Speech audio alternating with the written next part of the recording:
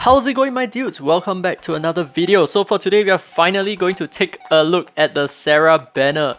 Yes, it is also dropping on the 31st of January, which is going to be tomorrow. So without further ado, let's take a look at the characters and whether or not the banner is worth pulling from.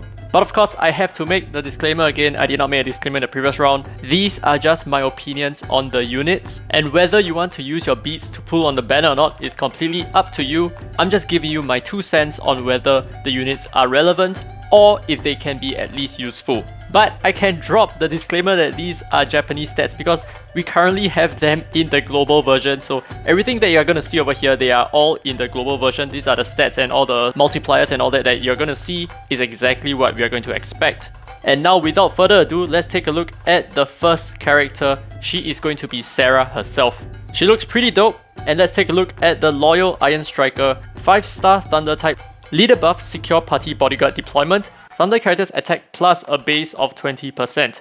And on the first time you hit 50 combos, Thunder characters attack plus 40%.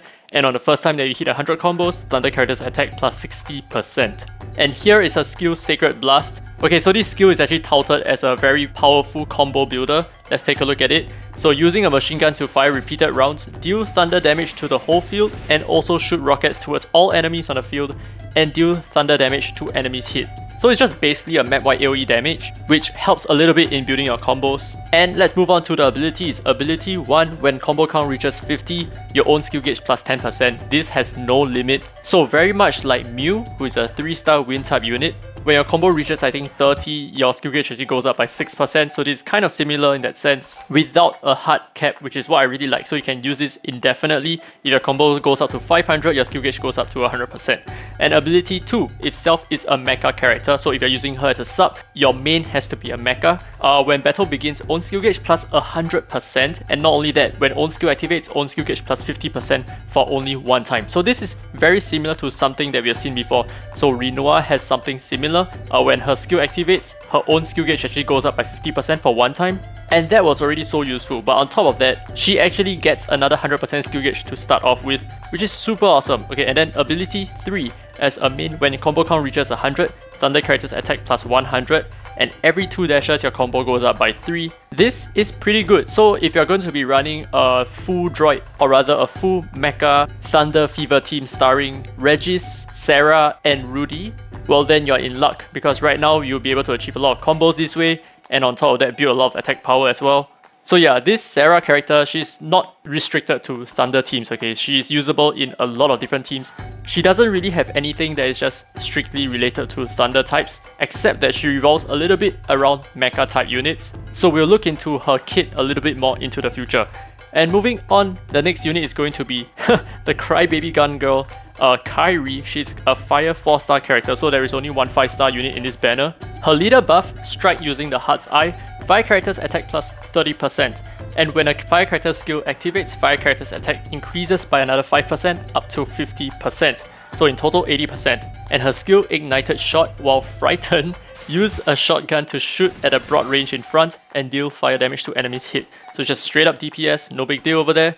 Ability 1, when own skill activates, own attack plus 15% goes up to 60%. And ability 2, when a fire character skill activates, own attack plus 5% up to 60% as well. And finally, ability 3, as a main, every 30 combos, own skill gauge goes up by 10%. This is really good. Also, her attack increases by 50% and her skill charge speed actually decreases by 25%. So do take note of that. So essentially, her skill cost is actually not just 480, but somewhere in like the 500s and 600s. That is if you are using her as a main. So she is going to be a caster with a lot of attack power. Therefore, what she really needs right now is just more skill damage and probably more control of combos and skill gauge. So one unit that comes into mind immediately is going to be Clarice.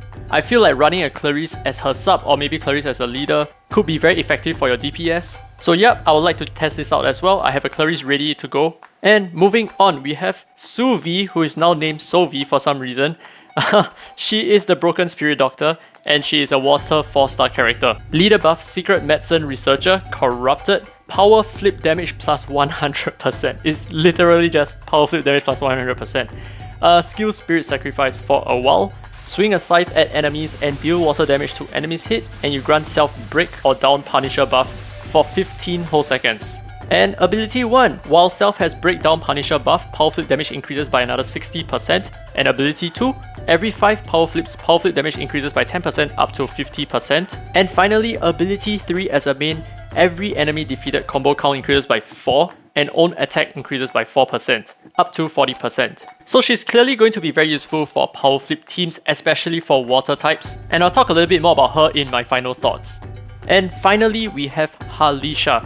She is going to be the Harmony's healer. She's a 3-star fire type, leader buff Shirodara, fire characters attack plus 15% and healing received increases by 18%. Skill accept that. Using traditional medicinal practices, heal 6% of all combatants. Effect is enhanced on fire characters, and you remove 1 debuff from party members. So okay, just a very traditional healer. Ability 1, when fire characters skill activate, fire characters attack plus 10% up to 30%. This is really good. So if you can throw all your skills at once, your whole team gets the 30% buff immediately. And ability 2, if self is a fire character, when self gets debuffed, own skill gauge plus 6% for up to 20 times. And ability 3, as a main, when own skill activates, grant fire characters an attack buff for 30% attack for 15 seconds. She's alright. But I guess fire types really need another healer apart from Jin. But honestly, Jin is really strong because he increases attack power for every single team, and he grants your team poison immunity as well. So she's gonna be like okay, right? Basically just okay. But anyway, moving on to our final thoughts. We shall begin with Sera. Enough said, I think Sera is just really strong. She's a powerful battery that works for a lot of different teams, and she racks up a lot of combos. And I have not actually confirmed this yet, but I do believe that she breaks every single weak point as well. So like I said before, I cannot mention this enough, but any unit that really boosts your skill gauge momentum a lot, those units are very game changing. Sera is one of them. And next we have Kyrie.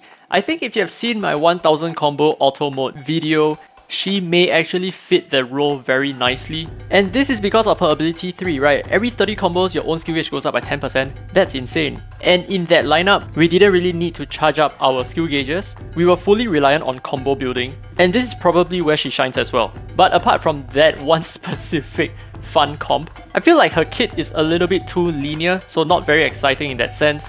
Definitely missing certain wow factors over here. But we shall move on to Sohvi. Regarding Sohvi, right, I wanted to talk about this. I have mentioned a lot of times that water teams are lacking a lot in water power flip. And I know that, yeah, there are some teams out there that are really strong. Those Sharon teams, right, you probably come across some of those on pubs, or maybe some of your friends use certain specific Sharon comp, and it's doing really good. And yes, I agree, those are really powerful, but I still feel like it's not on the same level as a fire multi-ball power flip. And the reason is very simple. Water teams do not use multi-balls and therefore have a big problem with building combos.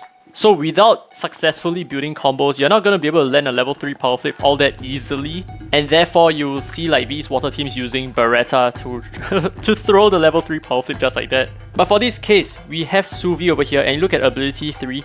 Every time an enemy is defeated, your combo count actually increases by 4. This is going to be very effective in racking up combos. And this is exactly what's missing in water teams right now. So she will be a very powerful unit to add on to your power flip team. But in terms of the final stats that she provides as a unit herself, it's not going to be too crazy. At best, you're going to have 110% extra power flip damage and 30% downbreak Punisher buff, which is not a lot on one unit, right? Just think of Murakumo, he has like 250% attack, and on top of that, he has like, I think 90% breakdown Punisher or something like that, I don't really recall, but it's a lot more than this. And finally, we have the Harmony's healer, Halisha. I think she's just meh.